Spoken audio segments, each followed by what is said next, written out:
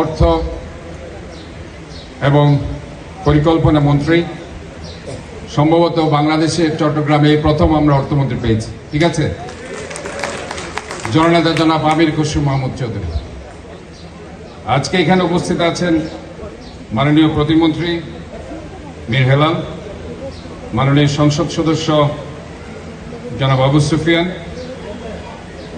মাননীয় বিভাগীয় কমিশনার এবং জেলা প্রশাসক এবং আমাদের ইসরাফিল খসরু, নাজিমুর রহমান সহ সম্মানিত অতিথিবৃন্দ, সুধী সমাবেশ, 41টি ওয়ার্ডের আমাদের রাজনৈতিক নেতৃবৃন্দ এবং যারা আজকে এই কার্ডধারী যারা আছেন এবং সাংবাদিকবৃন্দ, আমি প্রথমে ধন্যবাদ জানাতে চাই এই কাজটা করার জন্য চট্টগ্রাম জেলা প্রশাসন এবং আমার চট্টগ্রাম সিটি কর্পোরেশনের আঞ্চলিক নির্বাহী কর্মকর্তা এবং এখানে সমাজসেবা অধিদপ্তরের যারা কর্মকর্তারা নিরলস পরিশ্রম করেছেন।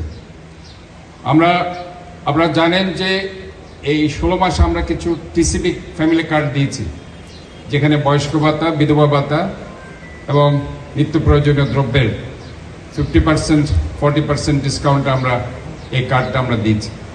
প্রায় 4 লক্ষ পরিবার সে কার্ডগুলো করা হয়েছে, 3 লক্ষ পরিবার পেয়েছে, আর 1 লক্ষ পরিবার বাকি আছে।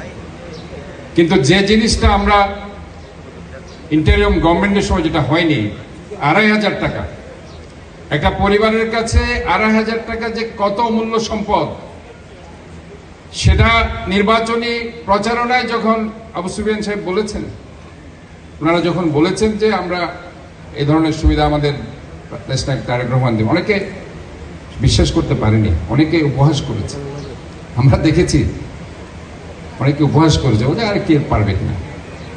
কিন্তু তারেক রহমান সাহেব যেটা বলেন সেটা করে দেখান এবং উনি দেখিয়েছেন।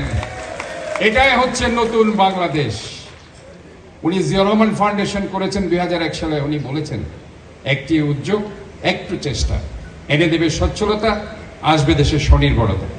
এই স্বনির্ভরতার মধ্যে উনি একটা আত্মনির্ভরশীল আমাদের নারী গোষ্ঠীকে করার জন্য ওনার যে প্রচেষ্টা, ইনশাআল্লাহ সেটা বাস্তবায়ন করে দেখিয়েছেন চট্টগ্রামের সুযোগ্য সন্তান আমাদের সম্মানিত অর্থমন্ত্রী জননেতা জনাব আমির খসরু মাহমুদ চৌধুরী, এই পতেঙ্গার 41 নং ওয়ার্ডে। ইনশাআল্লাহ ধাপে ধাপে প্রতিটা ওয়ার্ডে এটা হবে, চিন্তার কিছুই নাই। অন্য অন্য ওয়ার্ড মনে করছে হয়তো আমরা পাবো না, কিন্তু ইনশাআল্লাহ এটা হতে থাকবে। আমি আজকে এই অনুষ্ঠানে যারা অনুষ্ঠানটির আয়োজন করেছেন, জেলা প্রশাসন, সিটি কর্পোরেশন, সমাজসেবা অধিদপ্তর, আমরা তাদেরকে আন্তরিকভাবে ধন্যবাদ জানাচ্ছি। দৈনিক আজকের বাংলা .net